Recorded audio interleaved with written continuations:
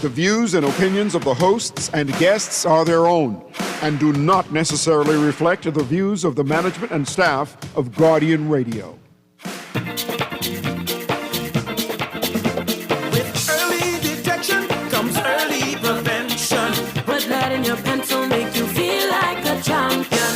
Rise up again, let nothing keep you down. To live your best, hear the urologist speak. Oh yeah. Think you're losing grip of your manhood, don't give up. Don't be ashamed, it's time to take control. Get some help from the urologist. You will find He'll help you solve your problems on 96.9, yeah. I telling you, with early detection Comes early prevention. put lead in your pencil, make you feel like a champion. Rise up again, Let nothing keep you down. Live your best. Hear the urologist speak. take full control. Good evening, Bahamas. This is Urologist Speaks with Bahamian urologist Dr. Gregeggory Pinto, and my co-host this evening is the well-known endocrinologist and internist, Bahamian Dr. Christine Parker-Curling. Welcome, Dr. Christine Parker-Curling. Thank you. She's been on the show several times. She's also a well-respected international book author. We'll speak about the book as well. And we have, by popular demand, back in the studio, I had this businessman who looks 50 years old, and he's 83 years old, Mr. Peter Roker. He has 8 decades of experience, and we're going to talk about everything in the Bahamas, what we can do to better our Bahama land. Thank you again for coming, Mr. Roker, and you being a hit on the last show, and I'm sure this show is going to even be better.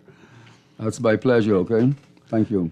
So at first I'd like to thank the public. It's when we're in this studio where it's hard to know who's listening, and I can't go anywhere any day without someone making some positive remark in regards to the radio show, and I am encouraged that so many persons are listening and they can garner some positivity from what we're doing.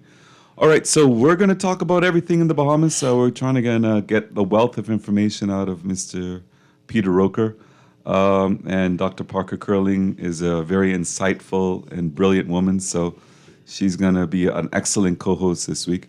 So we're going to let's talk about something that's always troubled me and something that I've always spoken about a lot on the radio, and that's essentially we're raising a generation of aimless men. Boys, teenagers, adult men with no purpose in this Bahama land, no guidance, no motivation, no hope for a future, a generation of men who fail to connect with society as a whole, men who feel socially isolated, they feel alone, they're consumed with despair and even depression, and we all feel the manifestations of that.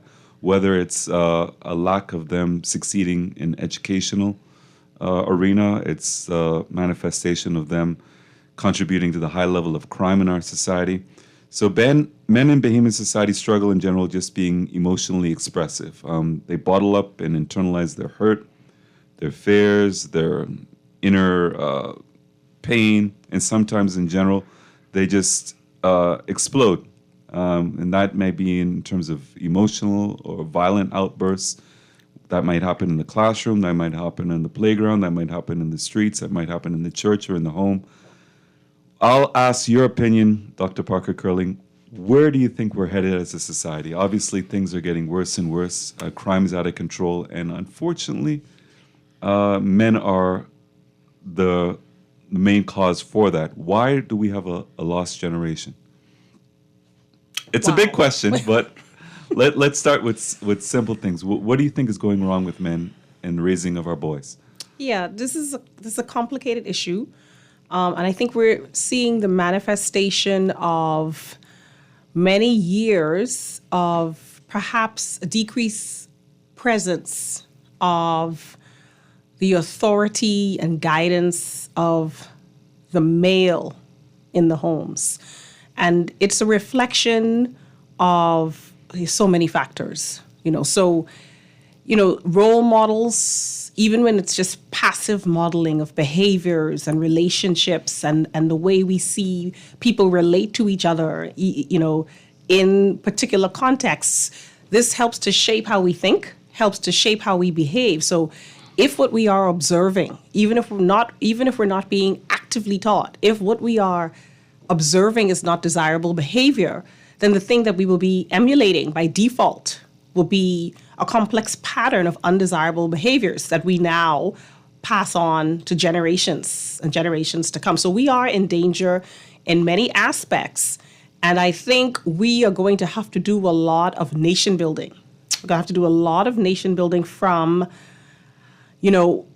birth, leading up into early education, and maybe even some rescue projects for people who are currently in that adolescent, pre-adolescent, young adulthood stage where we have to intervene and find out, like you say, relate to these people. Where are the deficits occurring and what can we do for them starting today? I mean, we are a deeply troubled nation where we see a triumph if by the end of this year we see 110 murders. And Right. that's astonishing. Right.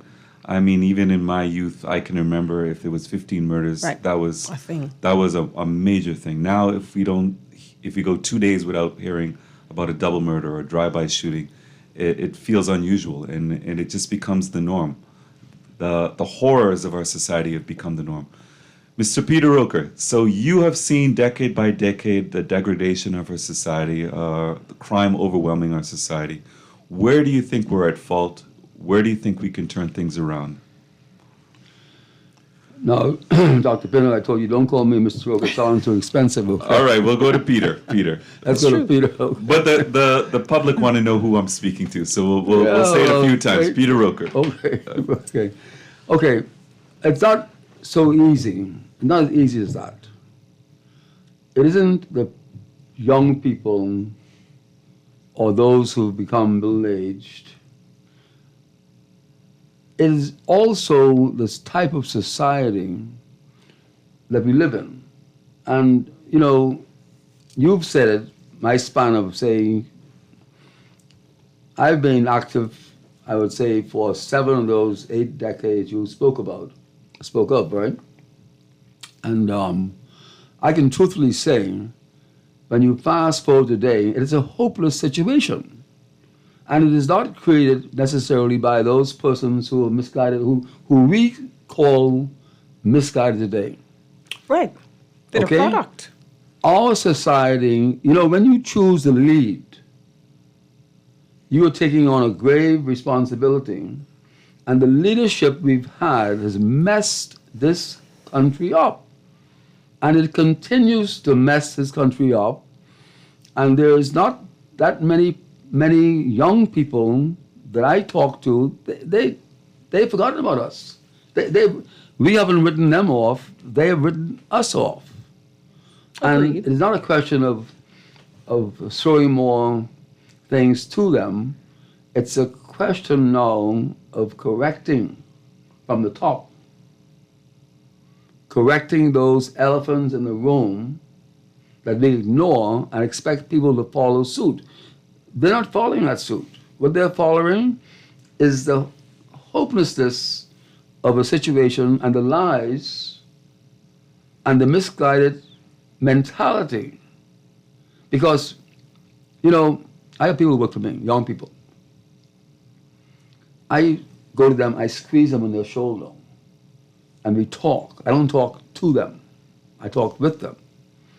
And I try to let them know that there's an opportunity out there for them. And I believe I'm getting through to them. Not that there's some grant available from government, but we need to put minds together across the board.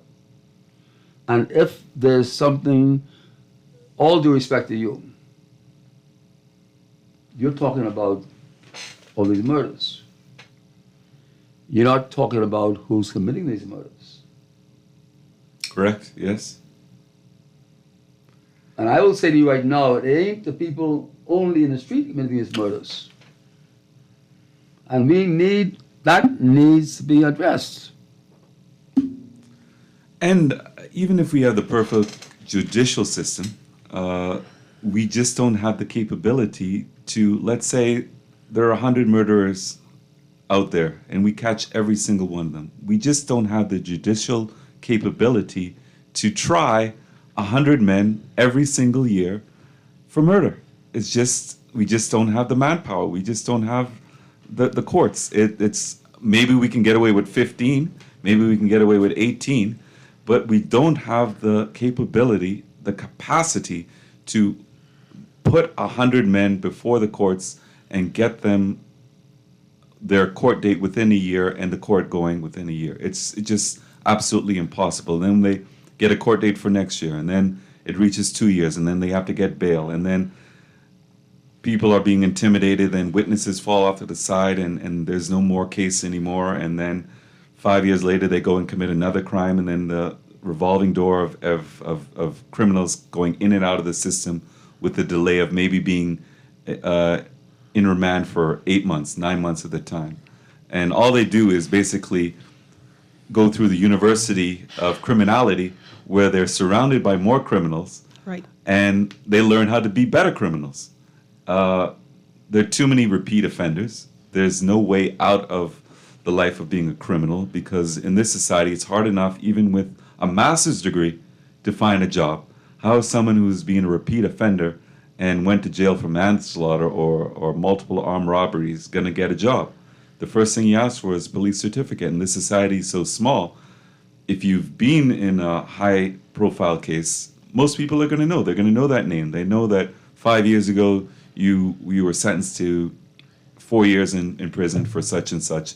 You're not going to invite that person into your business. You're not going to invite that person into your home. And unfortunately, where is life going to be for them? There is no do-over. So let's try and prevent from 6 years old, from 7 years old, from 5 years old, those persons going down that road. And yes, as you mentioned, Dr. Parker Curling, we have a fatherless society. We have a matriarchal society.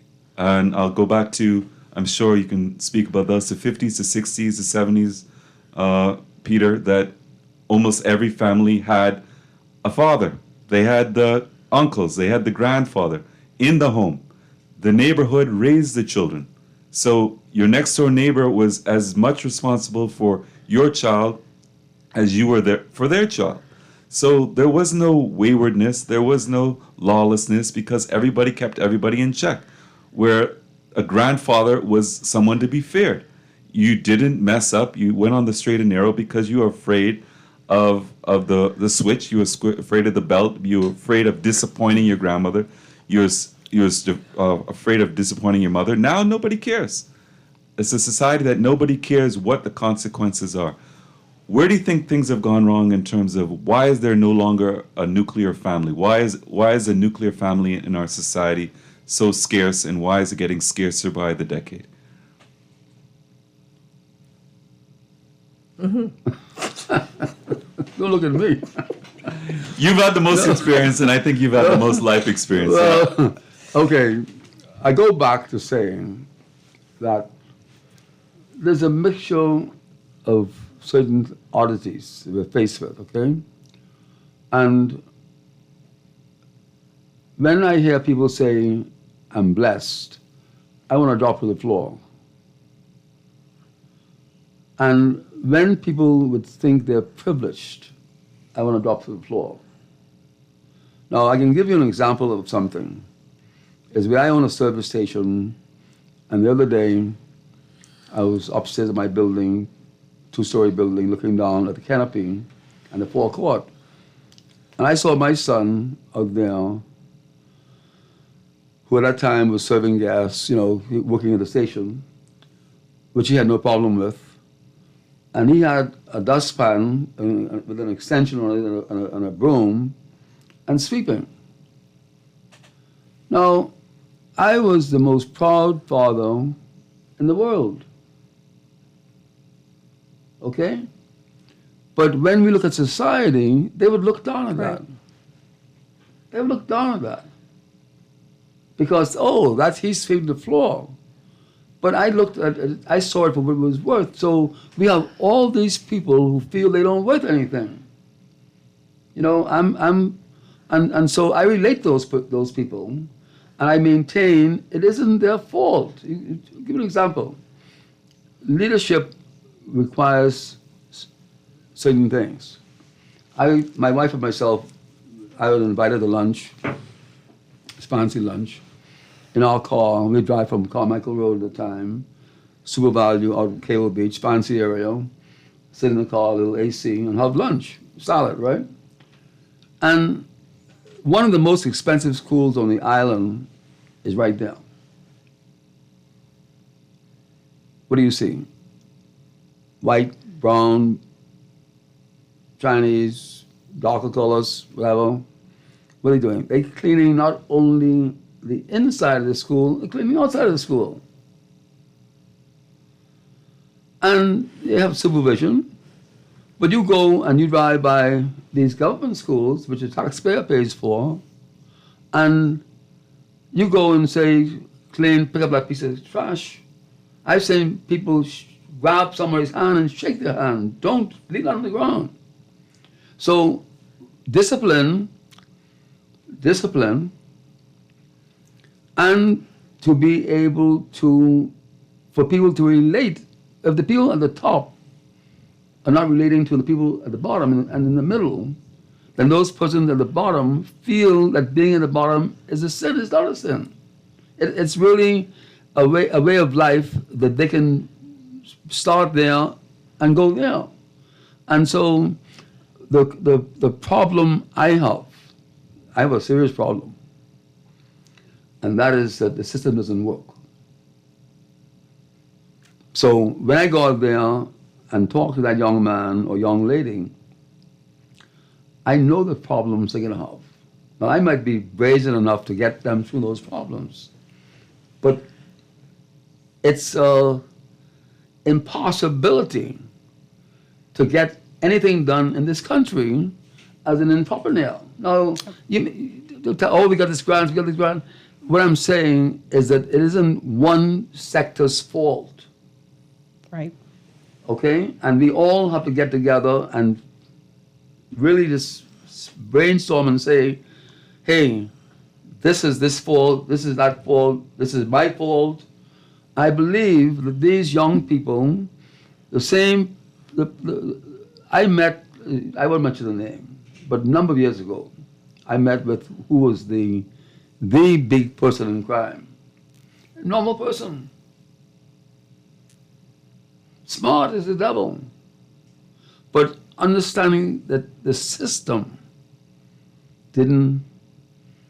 wasn't for him. So there's a multitude of problems, and they don't relate to the church. They don't relate to the judicial system. They relate to common sense discussions, understanding that the vision and the imagination that is required in any country, with every dealing in this country, is not here. It's not, and we don't have it. What do you mean by that? That the vision and the imagination that's required is not here? Well, let me tell you something right now. Mm-hmm. As a Bahamian, as an entrepreneur, I have had the most decidedly opposition to everything I want to do. Now, I got a big voice, I loud as hell, and certainly, you know, what I can push through, many people will put their tail between their legs and walk away. The ease of doing business, yes. the ease Impossible. of many things. Impossible. Totally impossible. Why? Well, you tell me why. And then the most startling thing is if you are successful and you open up a business and a second business, you're providing employment. You're Right. providing gainful employment for Inspiration. multiple families. Inspiration also. And I mean, inspiration. the effect on society is going to be broadly Feels felt. almost intentionally difficult. Yes. Like unnecessarily difficult in certain scenarios. The mentality, listen, okay, you got a full stomach. You got a nice house to live in. You got a nice car to drive in. You cannot relate to the person catching hell. And so you're going to talk about all these social services or this thing or next thing. You turn people into scrappers. You turn people in who will steal, because that's the only way you can get it. Right. Who will be abusive. That's the only way to get their point across.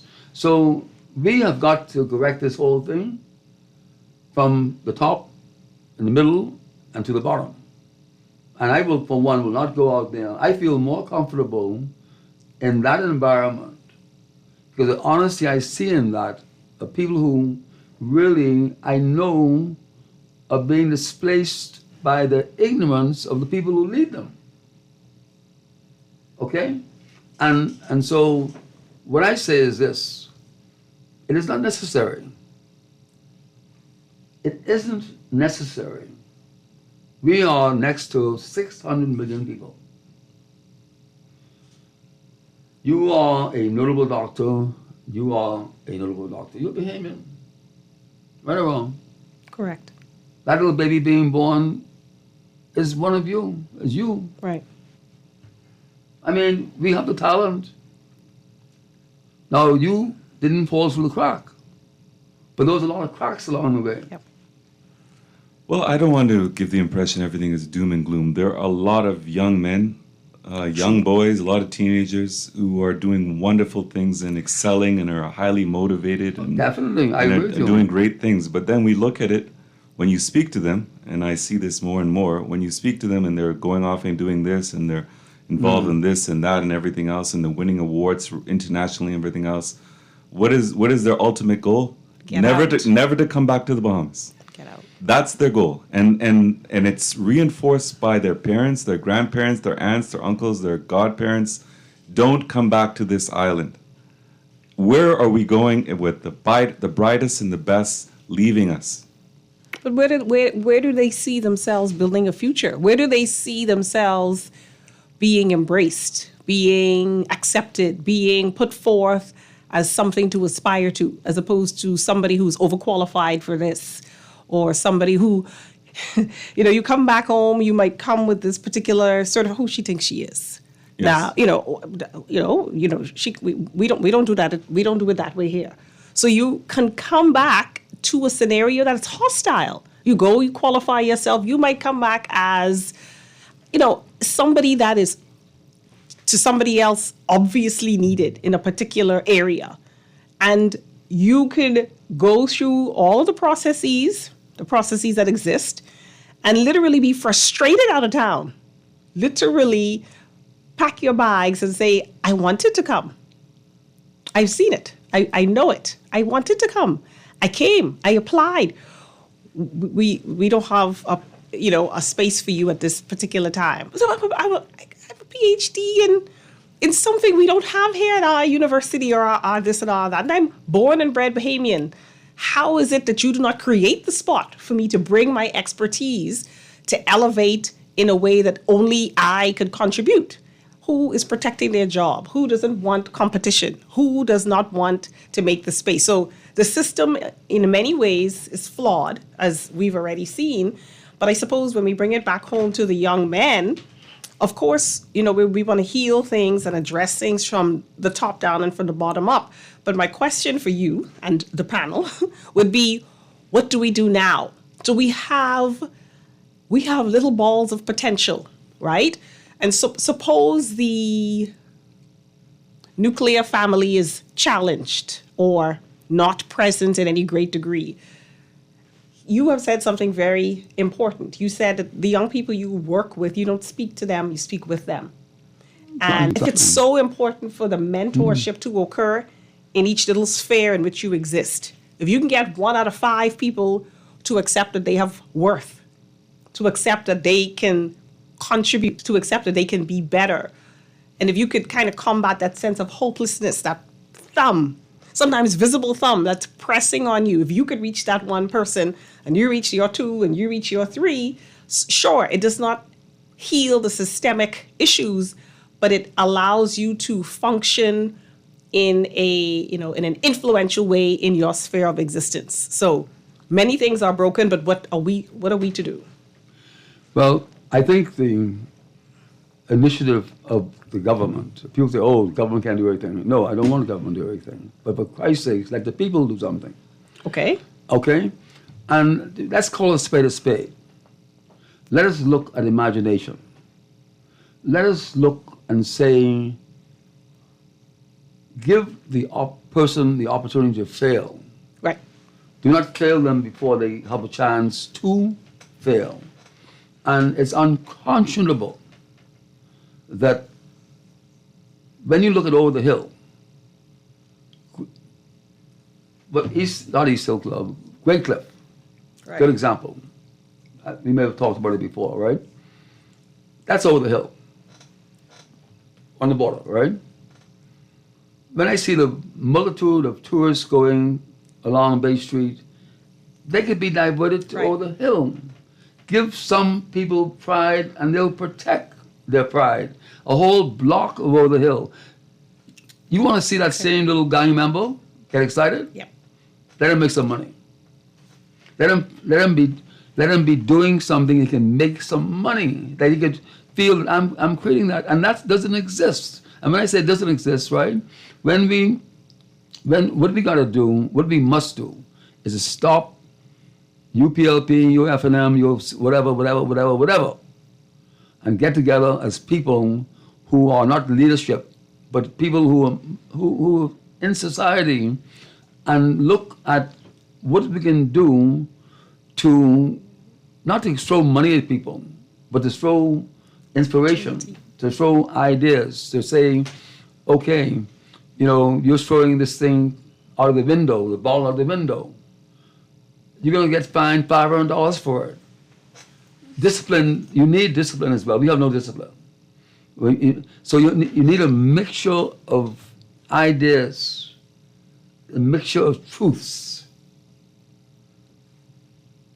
and start by one at a time. I know I've done that already. Mm-hmm. Okay? I've already started to do that. And it works. It works. I got people stopping me in the road and telling me, thank you so much. I'm a wealthy person today because of the discipline and the mindset. But when you look at things from a political perspective, in terms of getting votes, right? Oh, use a Bahamian, you're going to have to do this. Oh, use a Bahamian, use this. Minimum wage, throw it out the window. Because if somebody can aspire to minimum wage, they get a big problem. Right. Let them aspire to buying something in China and selling it in Canada. Let them aspire to using their brain, which they will use if given the opportunity. Not getting the opportunity.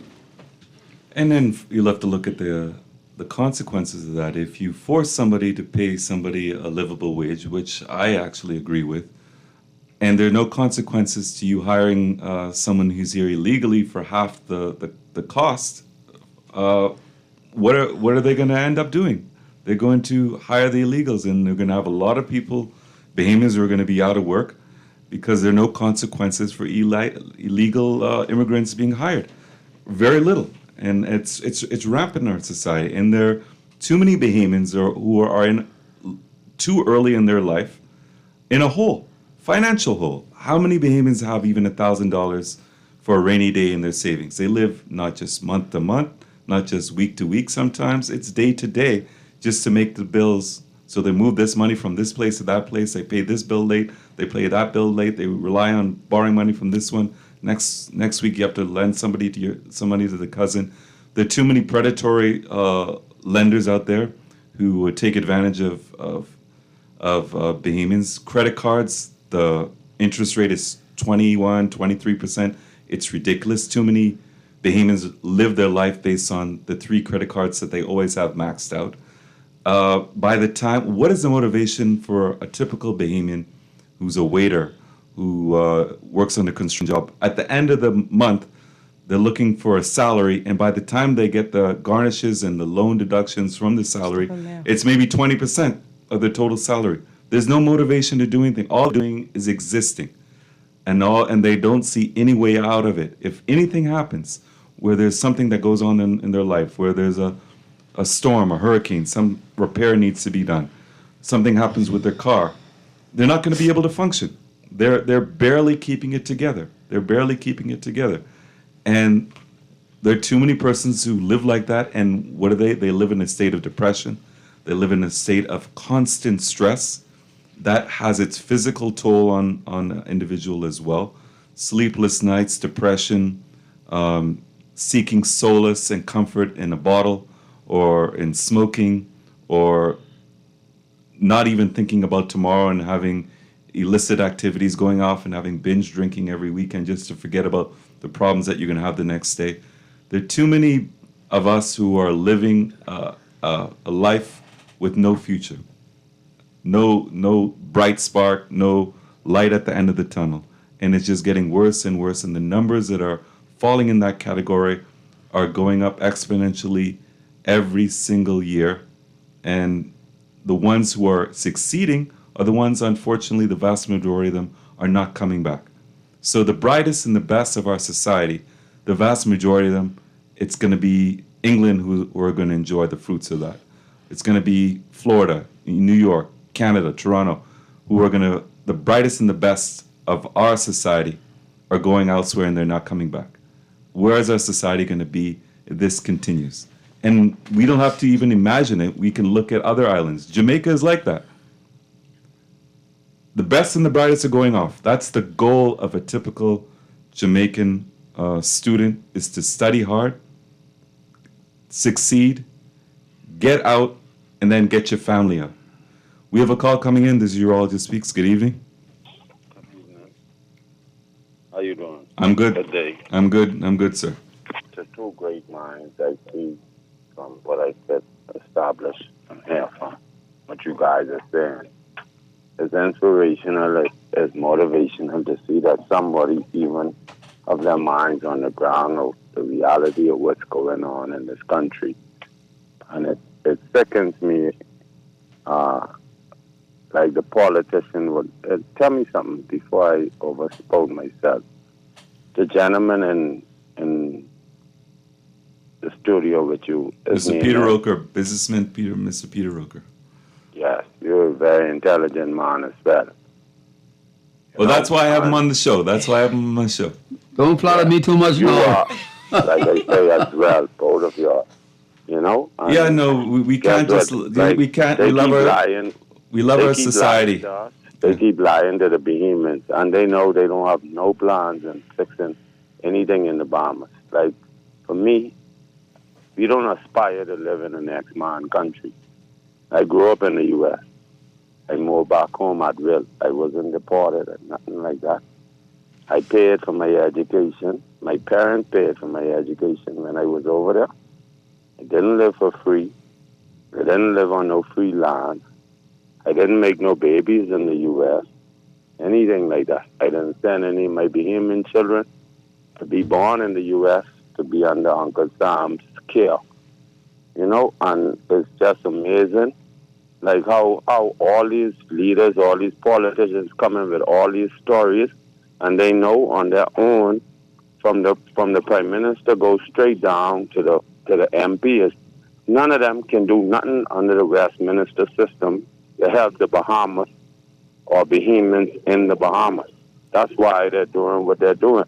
And we have become so infiltrated with foreigners that half of the parliament is foreign descent.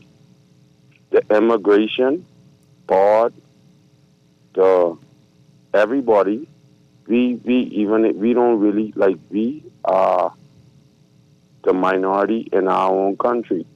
And like the gentleman spoke on earlier, if it wasn't this show, that we have foreign people in this country. She can't speak a bit of English, but I do a $700 job for $1,000 and something altogether. But she going to get a business license. I've been in business on my own for over a decade, right? And I've yet to been able to get my business license and become legitimate as I want to be. But how could these foreigners come over here and be so successful? For one, they live on foreign land. They live on free land.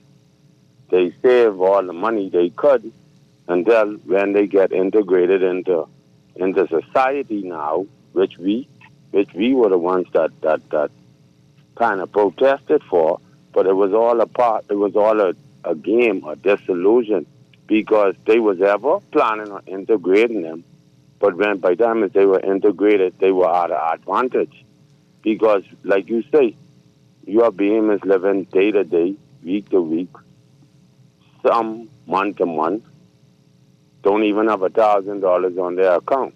But by the time as they come with these bushes, they get like $10, $20, $15,000 just to play with. Besides that, every immigrant that comes over here, probably, that's before Bahamas, they'll pick up on the hustle and start importing them themselves.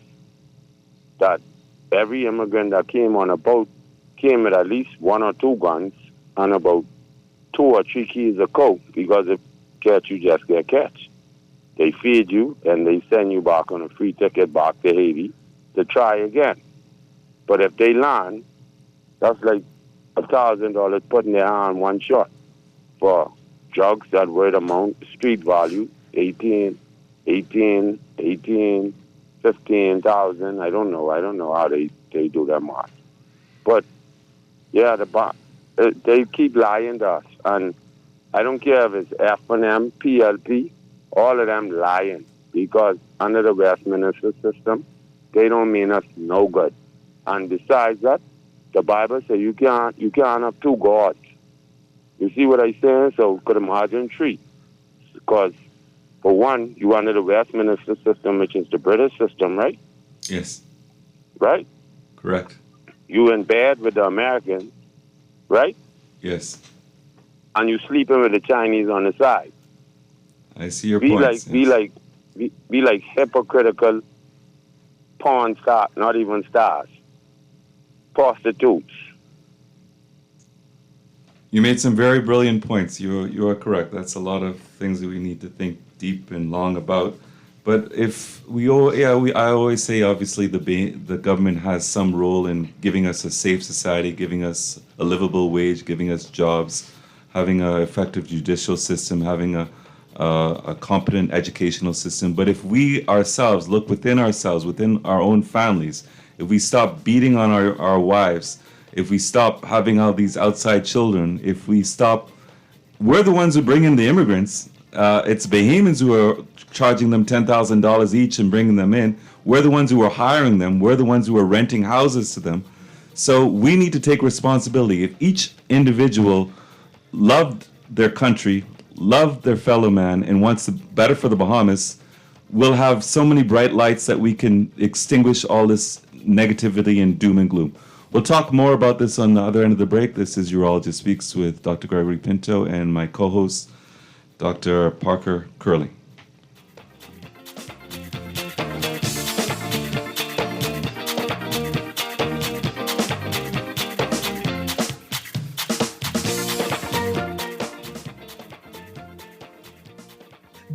You see how Cora eye look funny, all black up yesterday? But she say she bump into a wall when she's running after the churn them. Yeah, but last Saturday, you see her arm was all black and blue, right? So what you saying? You think something wrong between her and Jack? I ain't sure, but you know Jack is a jealous man. I hear him and Cora last Friday. I hear him say he hear Cora have eyes for Junior. Now you know that ain't true. Cora is a good woman, does mind her business, take care of them churn, and go to church every Sunday. So what you think we should do? I think we should report Jack, you know. Cora don't say nothing, but silence hides violence, and we don't want to line up in the cemetery. Not me. I ain't getting in nobody business, then Jack come after me, and I land up next to Cora. No, man, we could call a text Crime Stopper. And remember, we can even get some grocery money for our tip. Remind me again, how does this work? We can call them in Miami at 328-TIPS or 328-8477. Or when we in the island, toll free at 300-TIPS or 300-8477. And if you don't have no minutes, use the Crack Crime Bahamas app and we could text them. And the messages get all mixed up before it leave your phone, so nobody can know what you saying. So what we waiting on then? Let's go earn some grocery money. Always on the go? Missed the show?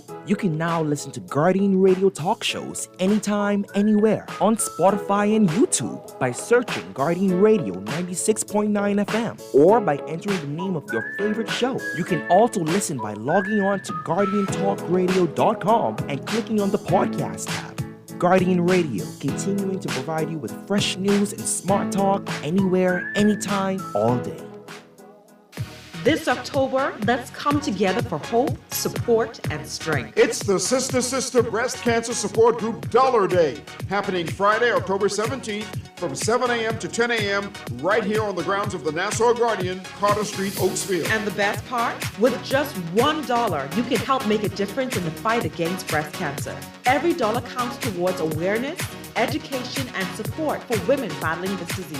Come on out, drop $1 and stand with us for a cause that touches so many lives. Join us on Friday, October 17th from 7 to 10 a.m. and let's turn every dollar into hope. That's the Sister Breast Cancer Dollar Day, proudly sponsored by the Guardian Media Group, Star 106.5 and the Guardian Radio 96.9.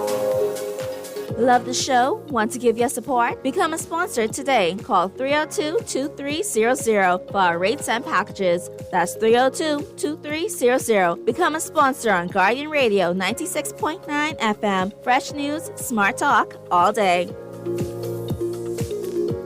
This is Guardian Radio 96.9 FM. Fresh news, smart talk, all day.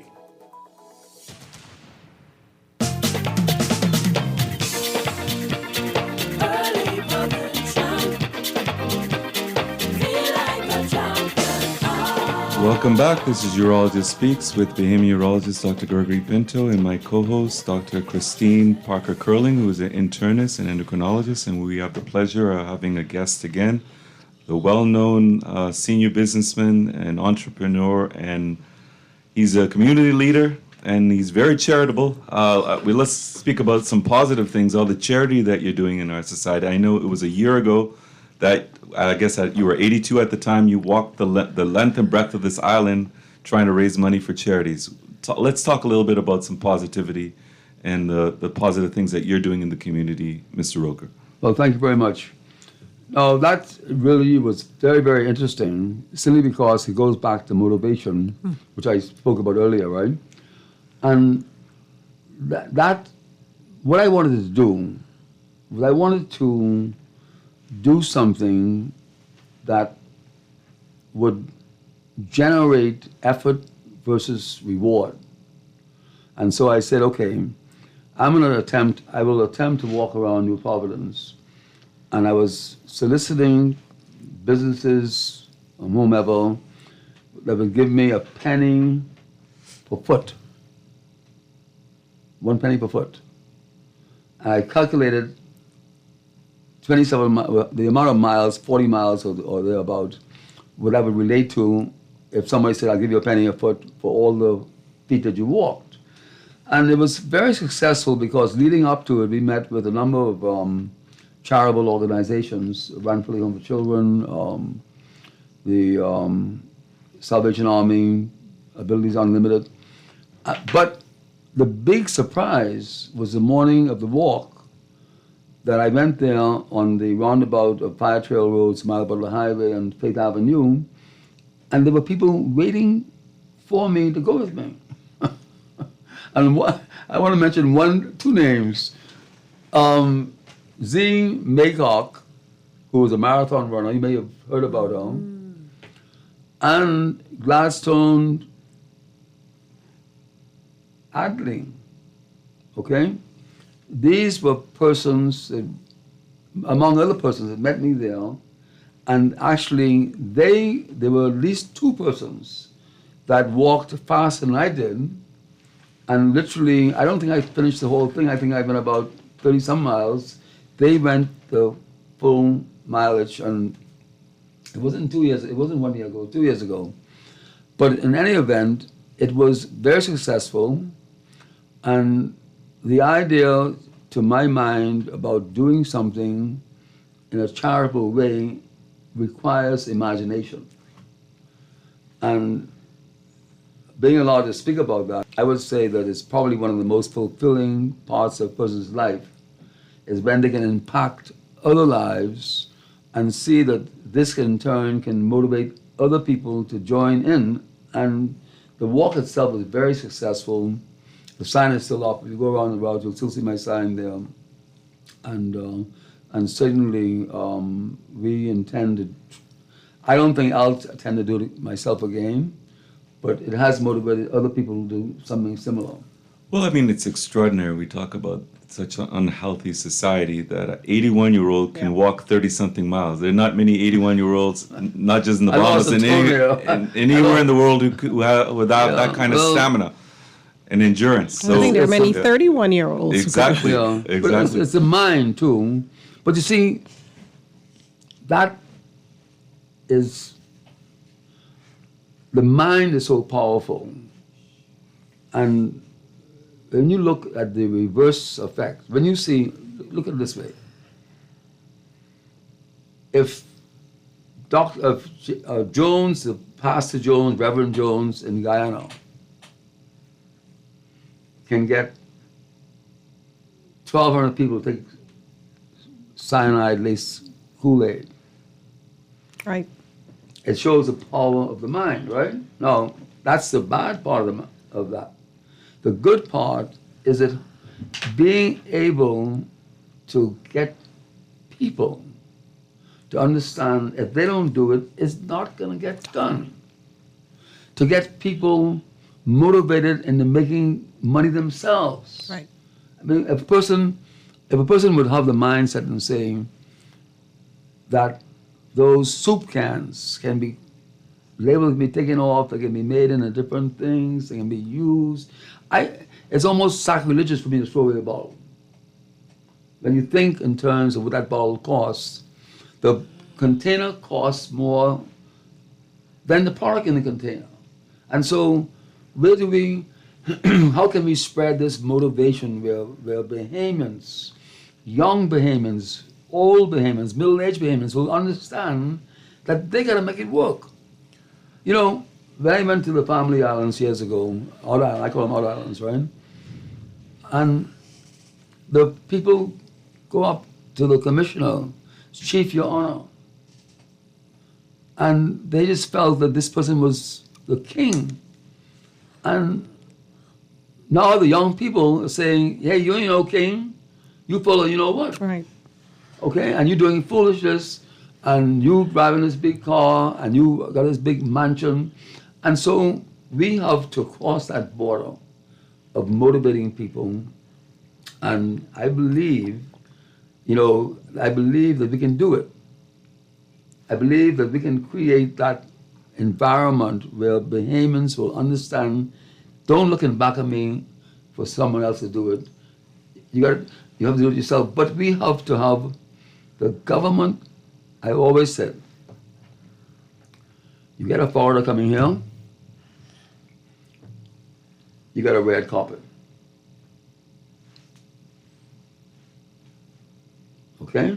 Oh, we see it ourselves in medicine, yes. Okay, you got a red carpet. Yes. The Bahamian is an endangered species because we don't get that treatment. And I said, over like a goat bleeding. What we need in this country is a one-stop shop. I spoke to a young man on the Parski dock the other day, and he took 5 years trying to get into business. Yep. Young man, got a wife, and 5 years. And so we talk about crime. So this is an intelligent young man, can be a good criminal or a good business person. It takes a smart person to do crime. You realize that? Yes. There's no dumb person doing crime. Okay? Absolutely. Mm-hmm. And so we really, this election, I ain't talk much longer about this, right? But I tell you right now, this election coming up, the elephants have to be recognized in the room. They're too large.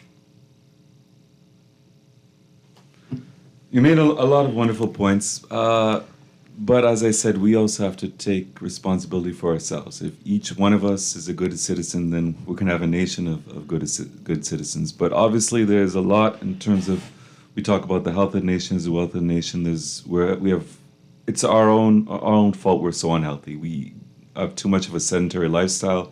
We have too much in the way of non-communicable diseases. We don't go for our annual physicals. We don't exercise.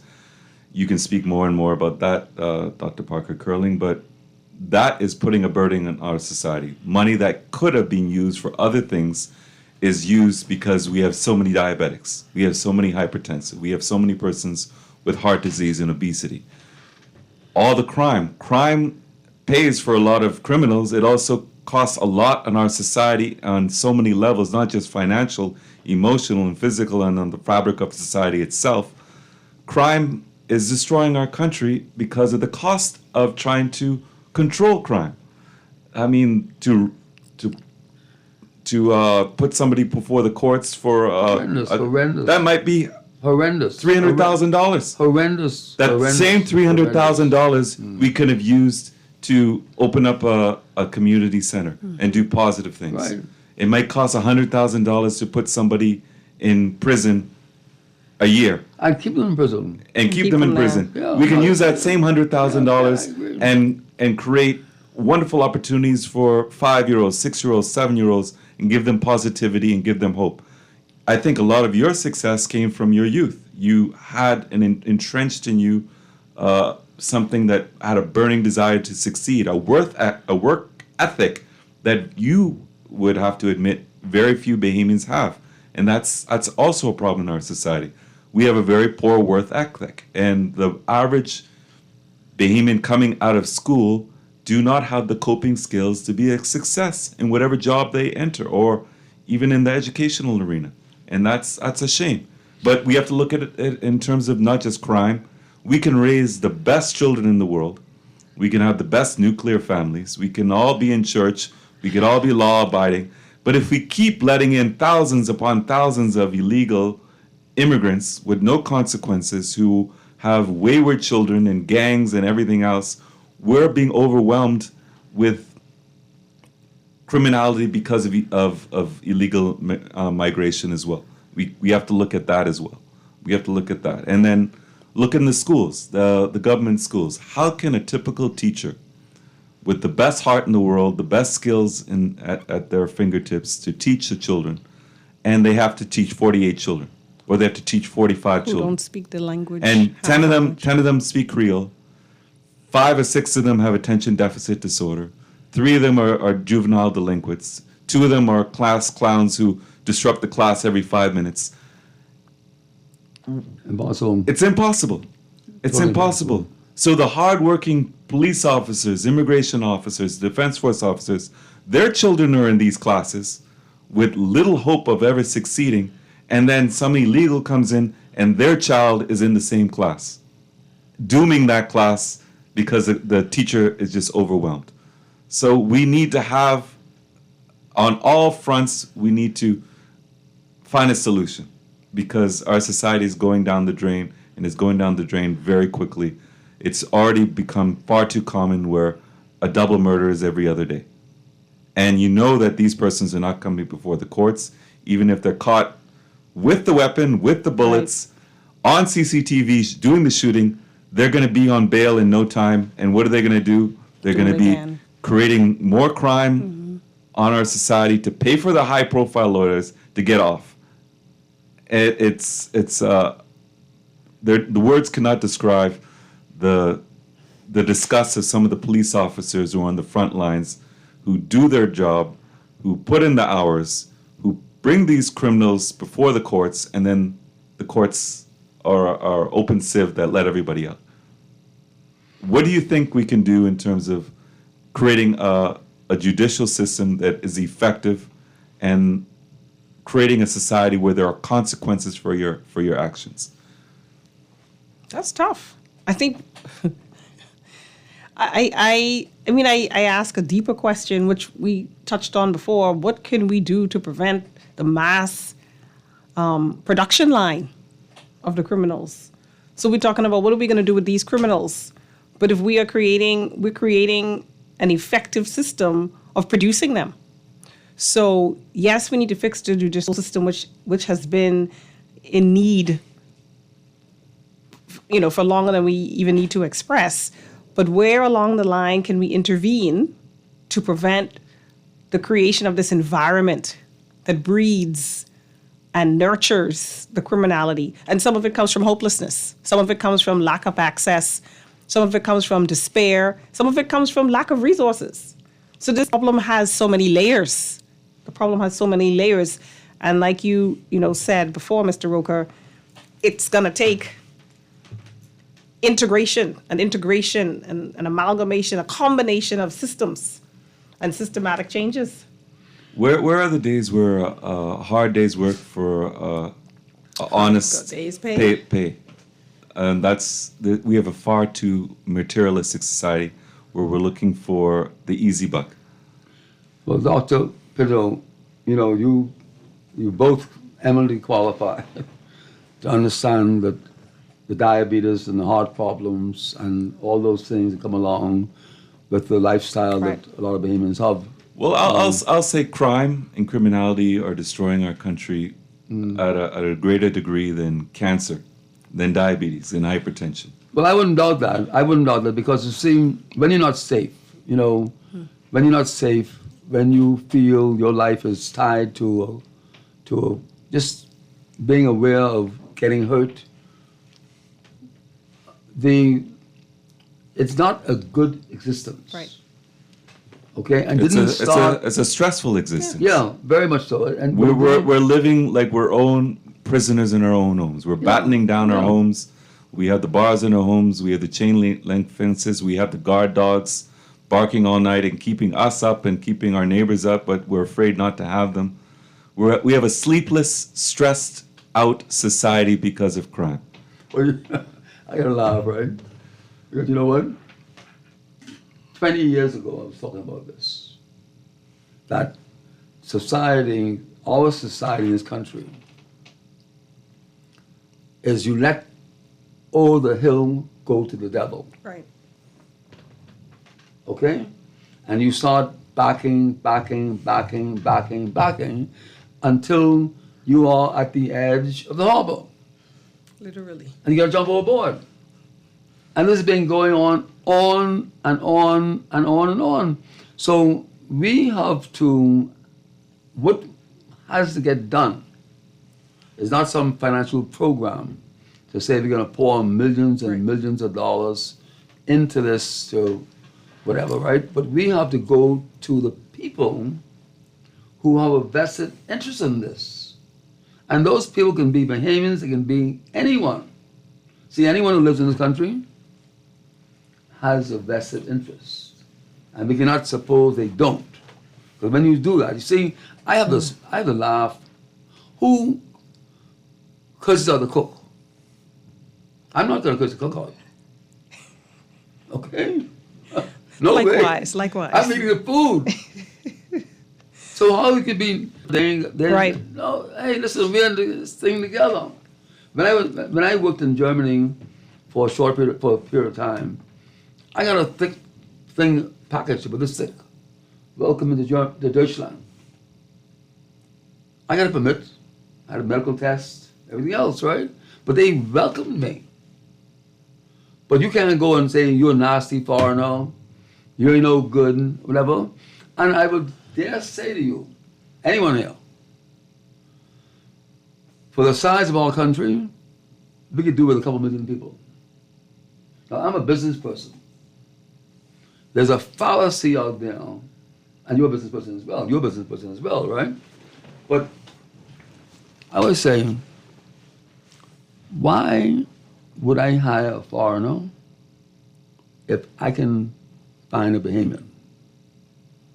To think that a foreigner is cheaper is not right, not correct. Okay? So, what we have to hold on to, the fact that we come from productivity.